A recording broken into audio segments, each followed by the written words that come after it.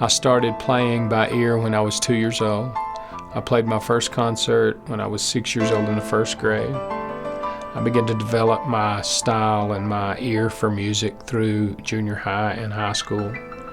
I participated in band, played the trombone and the drums in the band, but always piano, always playing concerts through high school.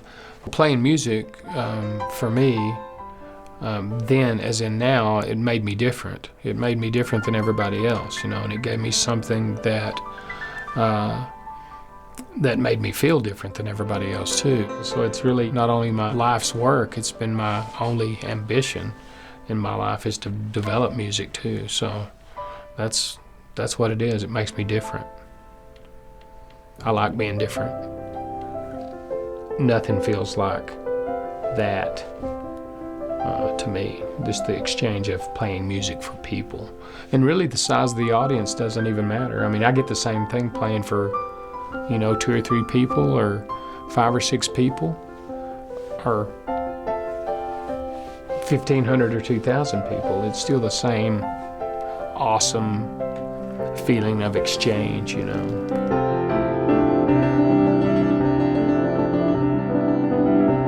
It's one thing to want to play music. It's another thing to be able to make a livelihood and a career out of playing music, and then that's what I began to enjoy.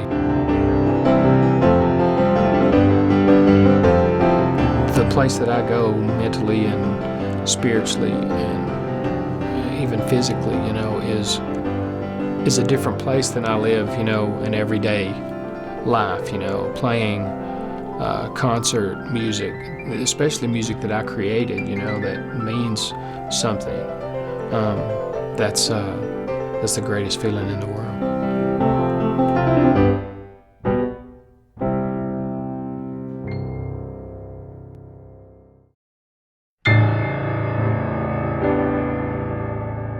It was early in the morning, 1:30 in the morning when I left here. I nodded off, so I overcorrected the pickup. When the tires had met the pavement, it flipped one time over onto its top. Well, I was hanging upside down. I had my seatbelt on, but I couldn't figure out why I couldn't grab hold of my cell phone. The next thing I knew, I was in the helicopter. Dr. Nevin Baldwin operated on me. When he arrived, it became clear that he had a very serious cord injury. He was complete below from C8 and down. Of course, you never want to rob someone of hope, but you also are obligated to be honest, and so I simply had to tell him that the odds were strongly against him being able to play piano again. And that was among the harder things I've ever had to tell a patient. I was scared I would lose my wife. I was scared I would lose my kids. I was scared I would lose my career. I was scared I wasn't going to be able to walk again. I was scared I wasn't going to be able to play again. Everything that I held dear to me was gone from me in one instant, And then we're on a plane going to Denver. My psychiatrist at the Craig Hospital was Dr. Don Gerber. He pretty much told me that if I was going to be a depressed person, a down person, an angry human being, that I would lose my wife, and I would lose my children, and I would lose my friends, and I would lose my career. And so I made a decision right then, right there, that I was not going to do that. I started thinking about music again, started thinking about documenting what I was hearing again, and started seeing the days different, and appreciating what I could do.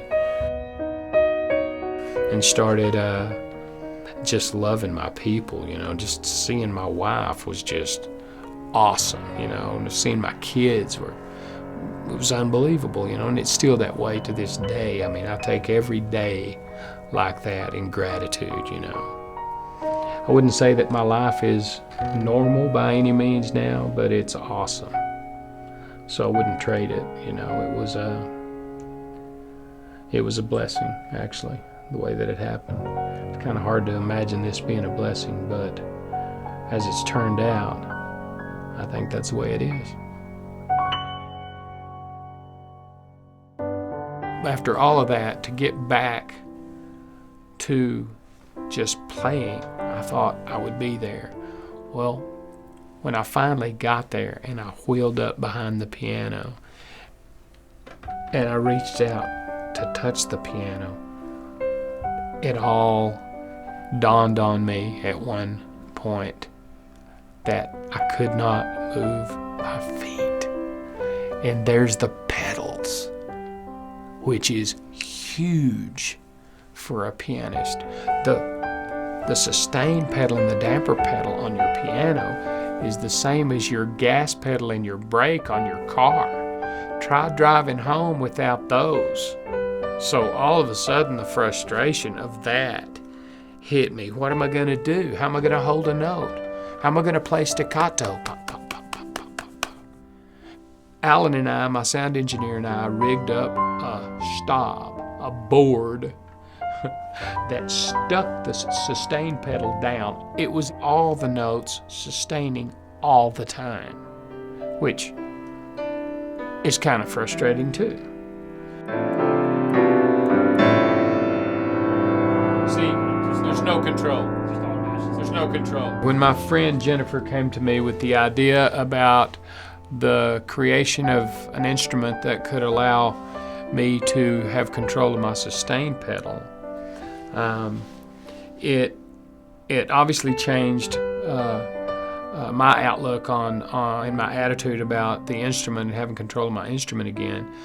What that does is open the gates for me as a musician, as a composer, as a creative person who has my instrument back now. With this technology, we can unleash Doug Smith and his music on the world again, and that'd be a great thing.